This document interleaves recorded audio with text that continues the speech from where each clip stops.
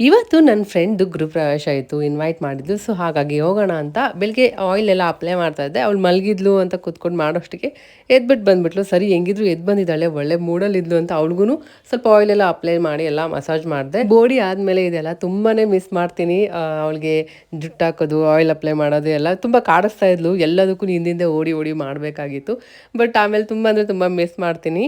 ಅಷ್ಟೊತ್ತಿಗೆಲ್ಲ ರೆಡಿಯಾಗಿ ಬ್ರೇಕ್ಫಾಸ್ಟ್ ಕೂಡ ಎಲ್ಲ ಮುಗಿಸ್ಕೊಂಡೆ. ಇಯಾನಾಗೆ ಸ್ವಲ್ಪ ಕೆಮ್ಮಾಗ್ಬಿಟ್ಟಿತ್ತು. ಅದಕ್ಕೆ ಕಷಾಯ ಮಾಡ್ತಾ ಇದ್ದೀನಿ. ಇದನ್ನ ನಮ್ಮ ನೇಬರ್ ಕೊಟ್ಟಿದ್ರು, ಧರ್ಮಸ್ಥಳದಲ್ಲಿ ಆ ಕಡೆಯಿಂದ ತಗೊಂಬಂದಿದ್ರು ಅಂತ. ಸೊ ಅದು ಮಾಡಿ ಅವಳಿಗೆ ಕೊಟ್ಟೆ. ಒಂದು ಸ್ವಲ್ಪ ಬೆಟರ್ ಅನ್ಸುತ್ತೆ. ಹಂಗೂ ಹಿಂಗೂ ಮಾಡಿ ಸ್ವಲ್ಪ ಕುಡಿಸಿದ್ವಿ. ಆಮೇಲೆ ಅವಳಿಗೆ ಸ್ನಾನ ಮಾಡಿಸಿ ಕೊಟ್ಟೆ. ಕಿರಣ್ ಎಲ್ಲ ರೆಡಿ ಮಾಡ್ತಾ ಇದ್ರು, ತಲೆ ಕೂಡ ಎಲ್ಲ ಒರೆಸ್ತಾ ಇದ್ರು. ಲಾಂಗ್ ಕೂದಲಲ್ವಾ, ಸೊ ಒಣಗಕ್ಕೆ ತುಂಬ ಕಷ್ಟ ಆಗುತ್ತೆ, ಮತ್ತೆ ಕೂಲ್ ಜಾಸ್ತಿ ಆಗ್ಬಿಡುತ್ತೆ ಅಂತ. ಸೊ ಆ ಕಡೆ ಅವಳಿಗೆ ರೆಡಿ ಎಲ್ಲ ಆಯಿತು. ಆಮೇಲೆ ನಾನು ಕೂಡ ಸ್ನಾನಕ್ಕೆ ಹೋಗೋಣ ಅಂತ ಕಿರಣ್ ಹತ್ರ ಯಾವ ಸ್ಯಾರಿ ಬೇಕು ಅಂತ ಕೇಳ್ತಾರೆ. ಅವ್ರು ಸೆಲೆಕ್ಟ್ ಮಾಡಿದ್ದು ಈ ಸಾರಿನ.